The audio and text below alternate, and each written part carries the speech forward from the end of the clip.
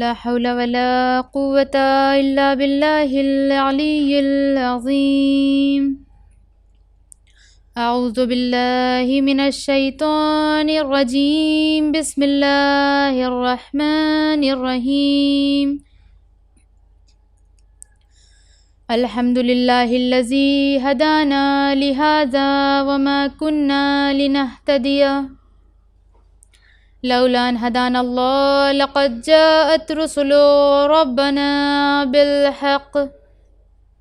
الصلاة والسلام على تحية والإكرام على النبي الأمي المدني المكي الحاشمي الخرشي الأبتهي مولانا ومولى الثقلين إمامنا وإمام القبلتين جد الحسن والحسين أبي الزهراء أبي القاسم مصطفى محمد. اللهم صل على محمد وآل محمد وعجل فرجهم. رب اشرح لي صدري ويسر لي أمري واحلل عقدة من لساني يفقهوا قولي. أما بعد فقد قال الله تعالى وتبارك في الفرقان الحميد وهو أصدق الصادقين وقوله الحق.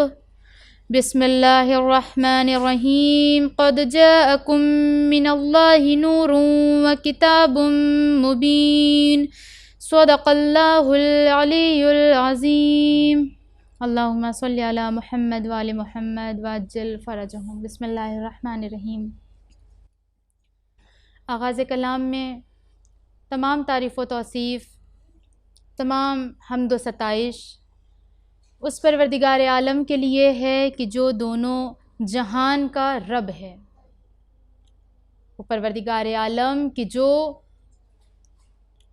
عالم ہے، جو علیم خبیر ہے، جو حی ہے، متکلم ہے، رحمان ہے، رحیم ہے، اپنے بندوں پر بے پناہ رحم و کرم کرنے والا ہے.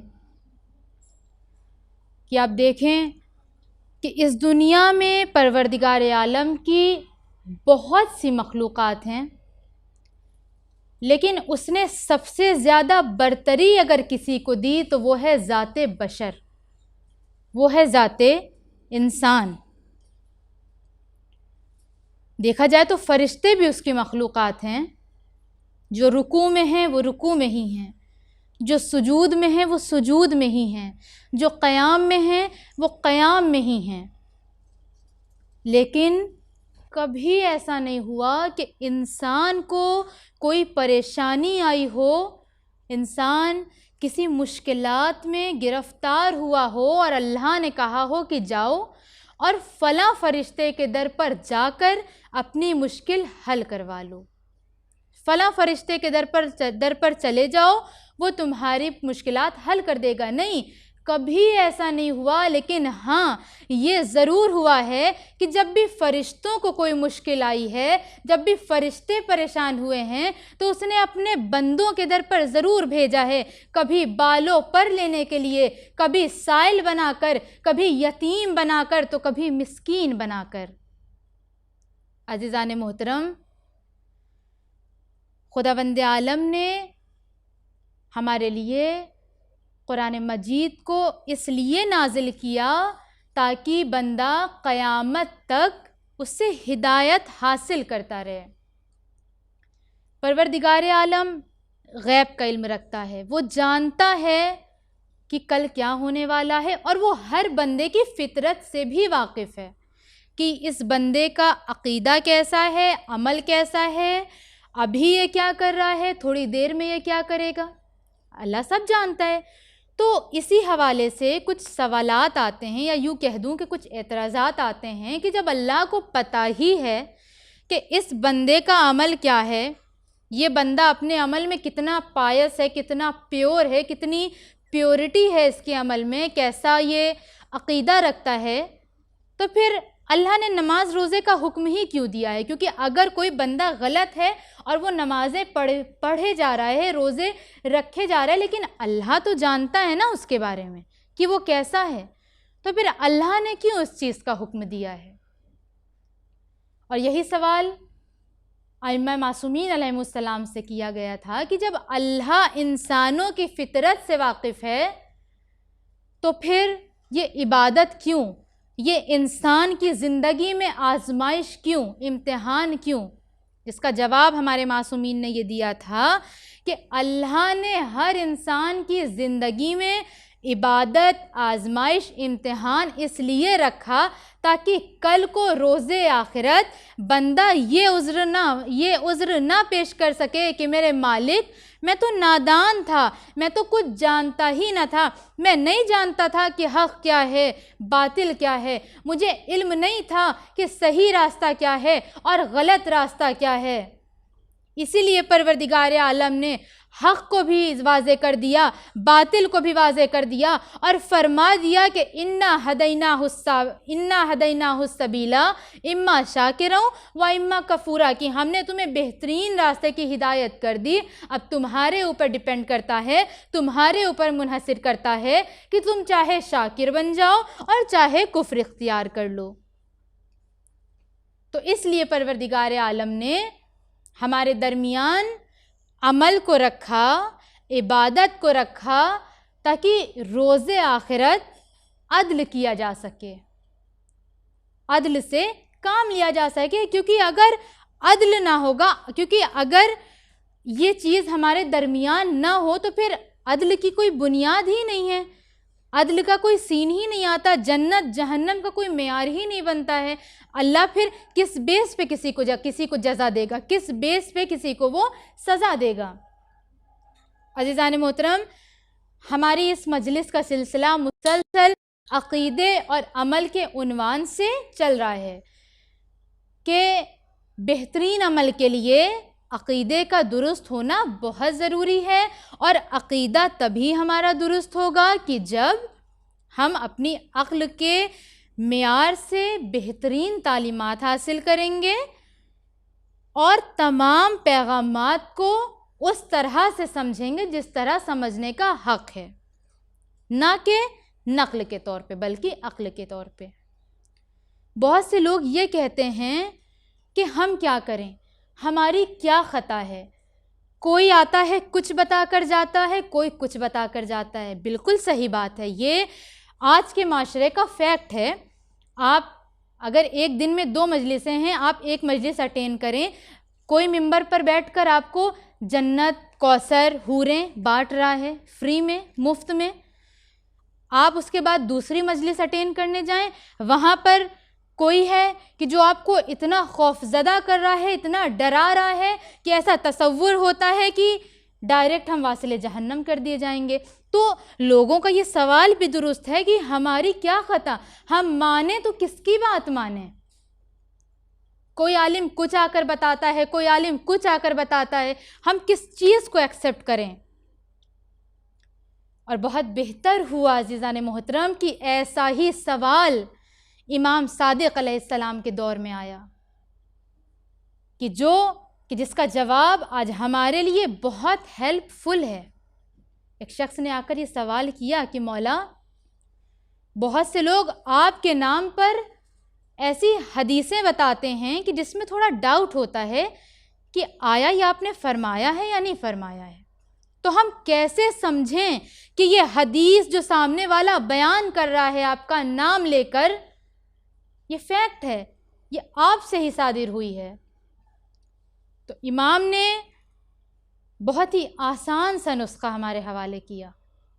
آپ نے فرمایا کہ میرے جد رسول اللہ صلی اللہ علیہ وسلم نے فرمایا کہ ہماری ہر وہ حدیث جو آیات قرآنی سے ٹکرانے لگ جائے اس کو دیوار پر پھینک دو، وہ ہم سے منسوب ہی نہیں ہو سکتی، کیونکہ قرآن صامت ہے اور ہم قرآن ناطق ہیں، ہماری کوئی بھی بات قرآن کے برخلاف ہو ہی نہیں سکتی۔ لہٰذا امام نے ہمیں نسخہ دے دیا، تو ہمیں کنفیوز ہونے کی ضرورت نہیں ہے۔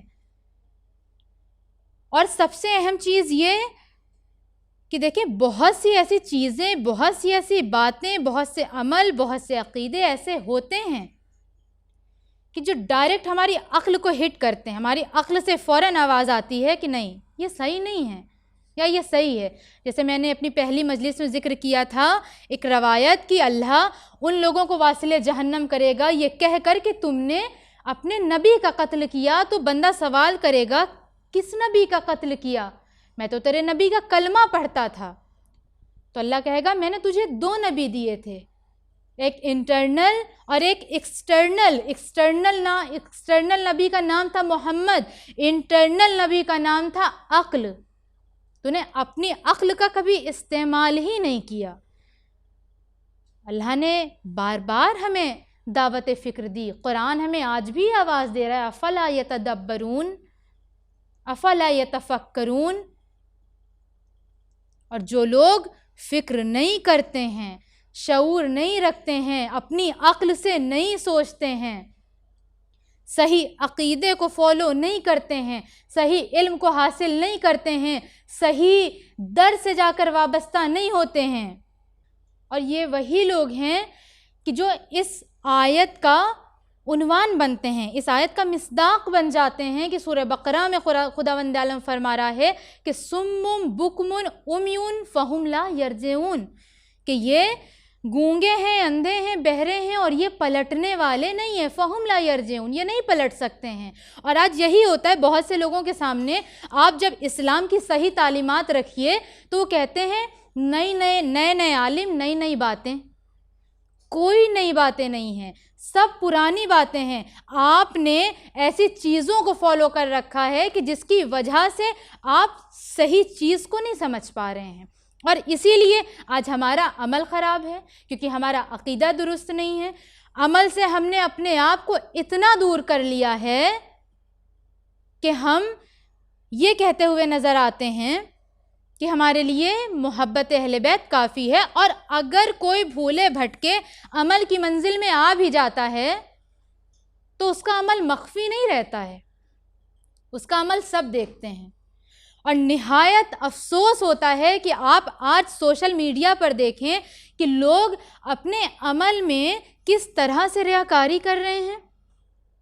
نماز پڑھتے ہوئے سیلفی، روزہ افطار کرتے ہوئے سیلفی، کسی کو کچھ ڈونیٹ کر رہے ہیں تب سیلفی. قرآن کی آیت کہتی ہے، روایت کہتی ہے کہ اگر ایک ہاتھ سے صدقہ دو تو دوسرے ہاتھ کو پتہ نہ چلے. روایت میں ہے کہ تصفیۃ العمل اشد من العمل، کہ عمل کا خالص رہنا اصل عمل سے بھی زیادہ سخت ہے، شدید ہے. بہت سے لوگ ایسے ہوتے ہیں جن کا عمل پیور تو ہوتا ہے، اس میں پیورٹی تو ہوتی ہے، لیکن عمل انجام دینے کے بعد وہ اس کو خراب کر لیتے ہیں. ایک شخص پیغمبر کی خدمت میں آیا اور اس نے آ کر کہا یا رسول اللہ، میں لوگوں کی بہت مدد کرتا ہوں اور بہت نیک کام کرتا ہوں لیکن شہرت کے لیے. جملے دیکھیں آپ، کہتا ہے کہ شہرت کے لیے کرتا ہوں، تو کیا آخرت میں اس کی جزا مجھے ملے گی؟ رسول نے فرمایا نہیں. پھر وہ خاموش ہو گیا اور کہتا ہے یا رسول اللہ، میں دنیا کے لیے بھی عمل انجام دیتا ہوں اور آخرت کے لیے بھی. یعنی اس نے سوال بدل دیا، یعنی وہ یہ چاہتا ہے کہ مجھے دنیا میں بھی عمل ملے، دنیا میں بھی عمل کی جزا ملے اور آخرت میں بھی ملے. کیا ایسا ممکن ہے؟ رسول اللہ نے فرمایا نہیں، ایسا ممکن نہیں ہے. اگر کسی نیک عمل کو انجام دو تو اسے چھپا کر انجام دو، سوائے خدا کے کوئی نہ جانے. لیکن آج اگر کوئی شخص کوئی عمل انجام دیتا ہے، پوری دنیا جانتی ہے کہ فلاں نے اس عمل کو انجام دیا. ایون آپ کسی امام بارگاہ میں جائیں، کسی مسجد میں جائیں، اگر کسی نے فین بھی لگوایا ہوتا ہے، اگر آپ اس فین پر نگاہ کریں، غور سے دیکھیں تو اس پر چھوٹا سا نام لکھا ہوتا ہے تاکہ پتہ چلے کہ فلاں نے اس کو وقف کیا ہے مسجد کے لیے، فلاں نے وقف کیا ہے اس کو امام بارگاہ کے لیے. تو یہ کیا ہے؟ کس کے لیے اس عمل کو انجام دیا ہے بھائی آپ نے؟ اگر یہ عمل فقط اہل بیت کے لیے ہے تو آپ کو شو آف کرنے کی ضرورت نہیں ہے. اہل بیت ہر وقت آپ کو دیکھ رہے ہیں، وہ جان رہے ہیں. اسی طرح ایک شخص امام جواد علیہ السلام کی خدمت میں آتا ہے اور آنے کے بعد کہتا ہے کہ مولا آج میں بہت خوش ہوں. امام نے کہا اچھا، وجہ کیا ہے؟ اس نے کہا مولا آج 10 ایسے افراد میرے گھر آئے کہ جو بھوکے تھے، پیاسے تھے، لباس نہیں تھا، مال نہیں تھا، اور مولا میں نے ان 10 افراد کو کھانا کھلایا، پانی پلایا، کپڑے دیے، ان کو جتنا ہو سکا اپنی طرف سے مال عطا کیا۔ امام نے فوراً فرمایا مواظب رہو، اے شخص مواظب رہو اپنے اعمال سے، تم اپنے اعمال کو اس طرح خراب نہ کر لینا۔ اب جب امام نے یہ جملہ فرمایا تو پلٹ کے وہ کہتا ہے لیکن مولا میں آپ کا سچا شیعہ ہوں۔ جیسے ہی اس نے یہ جملہ کہا، مولا نے کہا ابھی جو تم نے بات کہی تھی یہ بات پہلی والی بات سے بھی زیادہ بدتر تم نے کہہ دی۔ وہ کہتا ہے کیوں مولا؟ امام نے کہا تم جانتے بھی ہو کہ حقیقی شیعہ ہونے کا مطلب کیا ہوتا ہے، حقیقی محبت ہونے کا مطلب کیا ہوتا ہے، حقیقی چاہنے والے کا مطلب کیا ہوتا ہے۔ حقیقی شیعہ، حقیقی چاہنے والا، حقیقی مسلمان مومن آل فرعون تھے، ابوذر تھے، مقداد تھے، سلمان تھے۔ اس لیے کبھی بھی یہ سوچنے کی غلطی مت کرنا اس وقت تک جب تک کہ ان لوگوں کے معیار پر آ کر، ان لوگوں کے اسٹینڈرڈ پر آ کر کھڑے نہ اترو۔ اگر آج ہم کسی کو 50 روپے بھی ہم دیتے ہیں تو 4 لوگوں سے بتاتے ہیں، اچھا بہت سے ایسے لوگ ہوتے ہیں اور انسانوں کی فطرت ہے، ظاہر ہے ہم سب انسان ہیں، ہر کسی سے ایسا ہوتا ہے، میں ہوں، میرے ساتھ بھی ایسا ہو سکتا ہے یا ہوا ہوگا کہ اگر ہم نے کسی کی ہیلپ کی تو ہم نے بہت اچھے دل کے ساتھ اس کی ہیلپ کی کہ اس میں پیورٹی بھی تھی، اخلاص بھی تھا، اور یہ بھی تھا کہ ہم صرف اللہ کے لیے عمل کو انجام دے رہے ہیں، لیکن بعد میں اس عمل کو ہم نے خراب کر لیا۔ کیسے؟ ہم نے کسی کو باتوں ہی باتوں میں بتا دیا کہ ہاں وہ آئے تھے اور ہم نے انہیں 50 روپے دے دیا، یہیں پر ہمارا عمل خراب ہو جاتا ہے۔ ہم اپنے عمل کو رنگ تو دیتے ہیں لیکن ریاکاری کا رنگ دے دیتے ہیں، جبکہ قرآن کہتا ہے کہ اگر اپنے عمل کو رنگ دینا ہے تو پھر ایسا رنگ دو کہ جس کی بقا ہو، صبغت اللہ، اللہ کے رنگ میں اسے ڈھال دو۔ اور اللہ کے رنگ میں ڈھالنے سے کیا مراد ہے کہ اس طرح سے پھر عمل انجام دو کہ وہ عمل تمہارے اور اللہ کے درمیان رہ جائے، پھر کوئی تیسرا اس کا گواہ نہ ہو۔ لہٰذا ہم سب کو زیادہ سے زیادہ یہ کوشش کرنی چاہیے کہ عقیدہ درست کرنے کے بعد جو عمل ہم انجام دیں تو اسے مخفی طور پر انجام دیں۔ بہت اچھی بات ہے کہ ہم کسی کی ہیلپ کر رہے ہیں، کسی کا گھر بنوا دیا، کسی کو پیسے دے دیے، مسجد میں پیسے لگا دیے، امام بارگاہ میں پیسے لگا دیے۔ آپ یقین جانیے اگر آپ اس کام کو مخفی طور پہ انجام دیں گے، خدا بند عالم خود ہمیں شہرت دینے والا ہے۔ امام علی علیہ السلام جب تک زندہ تھے کیا کسی شخص نے بھی جانا کہ امام علی ہی تھے کہ جو راتوں کو کندھوں پر رکھ کر روٹیاں پہنچایا کرتے تھے؟ لیکن جب امام علی علیہ السلام کی شہادت ہو گئی اور 3-4 دن گزر گئے اور وہ غریب گھرانے کہ جہاں پر پھر کوئی پرسان حال نہ رہا، کوئی رات میں دستک دینے والا نہ آیا، تو وہ لوگ سمجھ گئے کہ یہ فقط علی ابن ابی طالب کی ذات تھی۔ لہٰذا جب ہم علی کے چاہنے والے ہیں، علی کے ماننے والے ہیں، تو ہمیں پھر اسی اعتبار سے چلنا چاہیے، اسی طرح سے عمل کرنا چاہیے۔ بہت سے لوگ ہوتے ہیں کہ ان کا عمل بہت زیادہ سے زیادہ ہوتا ہے، لیکن ایک خطا کر جاتے ہیں، کہتے ہیں کہ دیکھو اللہ دوسروں کی مدد کرنے سے خوش ہوتا ہے، آپ نماز پڑھو نہ پڑھو، روزے رکھو نہ رکھو، آپ لوگوں کی ہیلپ کرو، یہ زیادہ اہمیت رکھتا ہے۔ بے شک یہ زیادہ اہمیت رکھتا ہے، آپ عبادت سے زیادہ دوسروں کی مدد کرو، دوسروں کے کام آؤ۔ اسلام میں انسانیت کا بہت بڑا رول ہے کہ آپ انسانیت ادا کرو، دوسروں کی مدد کرو، دوسروں کے کام آؤ، لیکن اس کا یہ بھی مطلب نہیں ہے کہ آپ عبادت کو سائیڈ رکھ دو۔ اگر ایسا ہی ہوتا تو پروردگار عالم یہ نہ کہتا کہ وَمَا خَلَقْتُ الْجِنَّ وَالْإِنسَ إِلَّا لِيَعْبُدُونَ، عبادت کا ذکر وہ نہ کرتا، ائمہ علیہم السلام اتنی عبادت نہ کرتے، امام علی علیہ السلام کے سر پر حالت سجدے میں ضربت نہ لگتی، امام حسین علیہ السلام کے سر کو سجدے میں نہ الگ کیا جاتا، لیکن آخری دم تک حسین کا سجدہ ہمیں یہ پیغام دے رہا ہے کہ خداوند عالم کی عبادت بھی بہت ضروری ہے۔ خداوند عالم کی عبادت کے ساتھ ساتھ دوسروں کی مدد ہو، عمل ہو اور مخفی طور پر تو زیادہ بہتر ہے۔ عزیزان محترم، آج 4 محرم ہے، امام حسین علیہ السلام کا قافلہ کربلا میں وارد ہو چکا ہے۔ عزیزان محترم،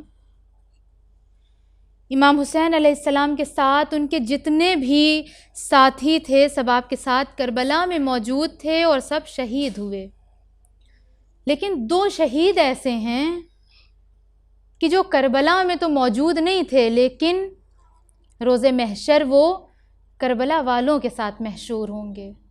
وہ کون ہیں؟ وہ 2 معصوم بچے ہیں، جناب مسلم کے فرزند۔ عزاداروں، جناب مسلم کے یہ دونوں بچے جس وقت زندان سے نکلے ہیں تو جناب مسلم کی طرح انجان تھے، اجنبی تھے، راستوں کو نہیں جانتے تھے۔ بھٹکتے ہوئے حارث نامی شخص کی اس زوجہ کے پاس پہنچے کہ جو بہت ہی نیک دل خاتون تھی اور محمد آل محمد سے انس رکھتی تھی، محبت رکھتی تھی۔ یہ جانتے ہوئے کہ پرآشوب ماحول ہے، میرا شوہر اس کا دشمن ہے، لیکن اس نے ان بچوں کو اپنے گھر میں پناہ دی۔ رات کا وقت تھا، دونوں بچے سو گئے اور حارث آیا اور وہ بھی کھانا کھانے کے بعد اپنے حجرے میں جا کر آرام کرنے لگا۔ اس کے بعد ادھر دونوں بچوں میں سے ایک بچے نے خواب میں دیکھا کہ بابا آئے ہیں اور اپنے ساتھ لے کر جا رہے ہیں۔ اس کی آنکھ کھلی اور اپنے بھائی کو جگا کر اپنا خواب بتانے لگا اور خواب بتا کر دونوں بھائی گریہ کرنے لگے۔ جب گریے کی آواز حارث کے کانوں تک پہنچی تو اسے احساس ہوا کہ اس کے گھر میں اس کے علاوہ بھی کوئی موجود ہے، اور جیسے ہی وہ اس حجرے میں آیا اور اس نے ان دونوں بچوں کو دیکھا تو خوش ہو گیا اور کہنے لگا کہ جن کو میں پوری دنیا میں ڈھونڈ رہا ہوں وہ تو میرے ہی گھر میں موجود ہیں۔ اس نے، آپ تصور کریں، چھوٹے چھوٹے بچے ہیں، اس نے اپنے ہاتھوں سے بچوں کی زلفوں کو پکڑ کر کھینچا۔ سامنے اس کی زوجہ آئی، منتیں کرنے لگی، اے حارث خدا کا خوف کرو، ان معصوم بچوں کو چھوڑ دو، یہ یتیم بچے ہیں۔ مگر اللہ رے، اس ظالم کا دل، اس نے ان بچوں کو نہیں چھوڑا، اس نے تلوار کا سہارا لیا، جس کی وجہ سے اس تلوار کی زد میں اس کی زوجہ کے دونوں ہاتھ کٹ کے گر گئے، لیکن اس کے باوجود بھی اس کی زوجہ نے بہت کوشش کری، لیکن ان دونوں بچوں کو بچا نہ سکی۔ یہ شخص دونوں بچوں کو گھسیٹتا ہوا دریا کے کنارے لایا۔ اب تصور کریں کہ یہ شخص، یہ حارث، ان دونوں بچوں کو زندہ بھی تو لے جا سکتا تھا، لیکن اتنا قسی القلب تھا یہ شخص کہ اس نے سب سے پہلے چھوٹے بھائی کے سامنے بڑے بھائی کے سر کو تن سے جدا کر دیا اور جسم کو دریا میں پھینک دیا۔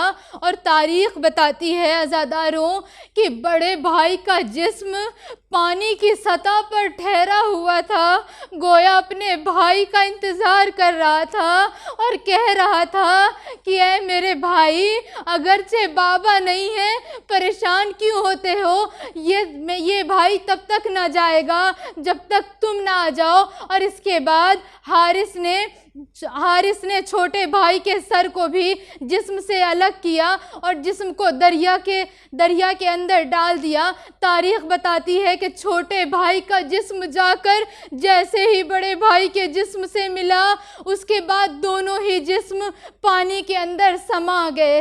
انا للہ و انا الیہ راجعون۔